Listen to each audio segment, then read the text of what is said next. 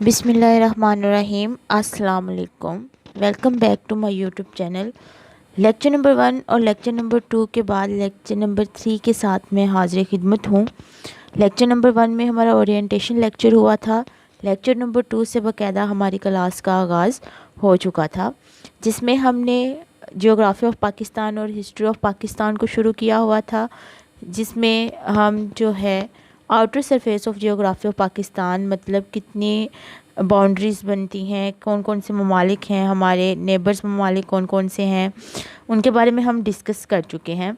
मैंने कहा था कि मैं नेक्स्ट लेक्चर नंबर 3 में जो एडमिनिस्ट्रेटिव या पॉलिटिकल मैप ऑफ पाकिस्तान है वो लेकर आऊँगी, लेकिन बाज़ मसरूफियात की बुनियाद पर वो लेक्चर तैयार नहीं हो सका। लेकिन आज का जो लेक्चर है वो भी बहुत ही इंफॉर्मेटिव और आपके लिए हेल्पफुल है। वीडियो को पूरा देखिएगा और आपको इससे बहुत हेल्प मिलने वाली है। इसमें से ज़्यादातर एमसीक्यूज़ आपके पेपर में मौजूद होते हैं, और अगर आप इन सबको याद कर लेते हैं या इन सबको सुन लेते हैं, सुनने से भी ज़्यादा चीज़ें जो हैं वो याद रह जाती हैं, माइंड में रह जाती हैं, तो आपको एक जो है हेल्प मिल जाएगी। लेक्चर की तरफ बढ़ने से पहले मैं गुजारिश करूँगी कि चैनल को सब्सक्राइब कर लीजिए अगर आप चैनल पर नए हैं, और बेल आइकन को प्रेस करके ऑल पे क्लिक कर लीजिए, ताकि मेरी हर आने वाली इन्फॉर्मेटिव जो वीडियो है उसका नोटिफिकेशन सबसे पहले आप तक पहुंच सके। तो बढ़ते हैं लेक्चर की तरफ। मैथमेटिक्स का कुछ पोर्शन लिया है मैंने, जो देखने में सिर्फ बच्चों के जैसे क्वेश्चन है, लेकिन पेपर में पूछे गए होते हैं, और उससे रिलेटेड ही जो इस्लामिक स्टडी का पोर्शन बनता है वो मैंने साथ में ऐड किया है, ताकि आप जो है इसको रिलेट करके आसानी से याद कर लें। 1 वीक है 7 डेज़, एक हफ्ते में जो है वो 7 दिन होते हैं, मंडे ट्यूसडे वेडनेसडे, ये आपको पता होगा। 1 मंथ हैज़ 4 वीक्स, एक महीने में 4 हफ्ते होते हैं। 1 ईयर हैज़ 12 मंथ। अब एक साल में जो है वो 12 महीने होते हैं। इसी से मेरे माइंड में जो है वो इस्लामिक जो मंथ्स हैं हमारे, उनके हवाले से आया था, क्योंकि जनवरी फरवरी मार्च वाला जो 12 महीने हैं वो सबको पता होते हैं, सबके फिंगर टिप्स पे होते हैं, लेकिन बीइंग अ मुस्लिम हम अपने इस्लामिक मंथ्स का भी पता होता है, लेकिन क्योंकि डेली लाइफ में इतना इस्तेमाल नहीं किया जा रहा होता है, तो इसलिए इसको यहाँ पे मैं करवा रही हूँ। और इसमें से आपसे सवाल पूछ लिया जाता है कि इस तरह से कभी तो किसी मंथ का नाम देकर पूछते हैं कि इस्लामिक कैलेंडर पे ये कौन से नंबर पे आ रहा है, ठीक है। तो आपने इसको इस तरह से याद कर लेना है। इस्लामिक कैलेंडर आल्सो कॉल्ड हिजरी कैलेंडर और मुस्लिम कैलेंडर। जो इस्लामिक कैलेंडर है इसको हम हिजरी कैलेंडर भी कहते हैं और मुस्लिम कैलेंडर भी कहते हैं, और ये ज़्यादातर इस्लामिक जो कंट्रीज़ हैं या इस्लामिक वर्ल्ड है, ये अपने रिलीजियस पर्पसेस के लिए इस्तेमाल करती है। It is based on a year of 12 months. जिस तरह से सोलर सिस्टम के 12 मंथ्स हैं, इसी तरह से जो है वो मून के जो हैं 12 मंथ्स ही हैं, जिनमें नंबर 1 पे मुहर्रम है, दूसरा सफ़र है, तीसरा रबीउल अव्वल है, चौथा रबीउल सानी है, पाँचवा जमादुल अव्वल है, छठा जमादुल सानी है, सातवां रजब है, आठवां शबान है, नौवां रमज़ान है। और ये मैं आपको बता दूं, ज़्यादातर जो पूछे जाते हैं रजब, शबान, रमज़ान, शवाल, ये जो मंथ्स हैं इनके हवाले से पूछा जाता है कि ये कैलेंडर में कौन से नंबर पर, इस्लामिक कैलेंडर में कौन से नंबर पर फॉल कर रहे हैं। तो आपने इनको अच्छे से याद कर लेना है। मैंने 12 के 12 यहाँ पे लिख दिए हैं।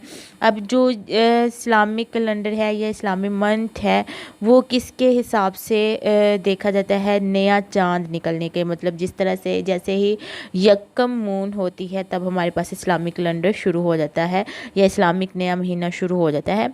ये ज़्यादातर होते हैं 30 एंड 29 डेज़ पर मुश्तमिल होते हैं। ये मंथ्स जो हैं सिर्फ जिलहज को निकाल कर ये आफ्टर 30 ईयर जो है चेंज हो जाता है। 30 जिस तरह से हम कहते हैं ना सोलर सिस्टम में एक लीप ईयर है, उसी तरह से यहाँ पर जुलहज का जो महीना है वो 30 ईयर के बाद चेंज होता है, और उसमें 30 जो हैं वो आते रहते हैं।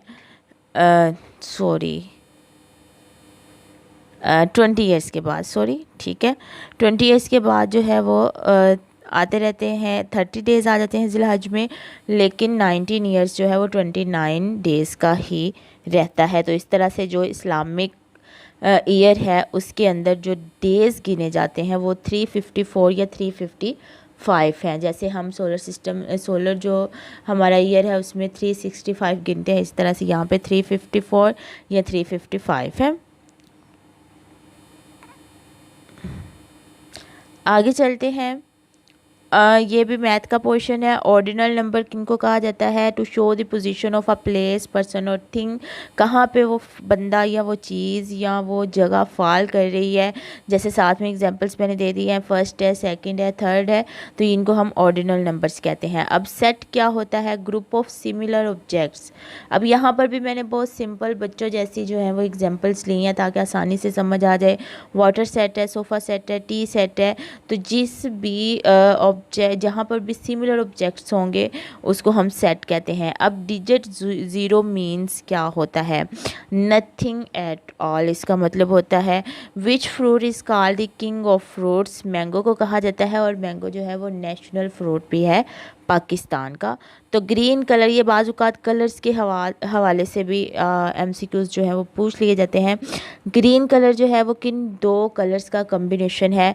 येलो एंड ब्लू को जब हम मिक्स करते हैं, ये येलो और ब्लू को इकट्ठा करते हैं तो ग्रीन कलर बनता है। तो उम्मीद करती हूँ कि आपको ये आज की वीडियो जो है पसंद आएगी या आपको इससे बहुत कुछ सीखने को मिला होगा। तो अगर वीडियो आपके लिए इन्फॉर्मेटिव है तो चैनल को लाजमी सब्सक्राइब कर लीजिए, वीडियो को लाइक कर दीजिए, अपनी राय का इजहार कमेंट बॉक्स में लाजमी किया कीजिए और मज़ीद बेहतरी लाने के लिए अपनी सजेशंस भी मुझे देते रहा कीजिए। Thank you so much. अल्लाह हाफ़िज़। मिलते हैं लेक्चर नंबर 4 में, और वो भी जो है मैं कोशिश करूँगी कि पॉलिटिकल मैप को भी हम डिस्कस कर लें, क्योंकि आपके PPSC के MCQs में ज़्यादातर पॉलिटिकल मैप और जियोग्राफिकल मैप दोनों में से MCQs पूछे गए होते हैं। तो अल्लाह हाफ़िज़।